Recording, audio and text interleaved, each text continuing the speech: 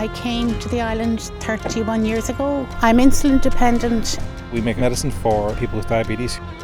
Access to this medicine, it's more than important because without it I would be dead. It's going to be a great mission. We had a really productive meeting there with all the project team for the diabetes drone. The Sky Tango, allowing us to coordinate the actual mission between all the stakeholders. Novo Nordisk, whose medicine will be part of the payload today. Vodafone, who are going to be providing the drone data link connectivity. Survey Drones Ireland, who are supported by Wingcopter, provided the drone that is going to fly to the island. For this innovative beyond visual line of sight flight. The mission is just taking off. The Diabetes Drone project was centred around delivering medications to the Aran Islands. It's absolutely unreal.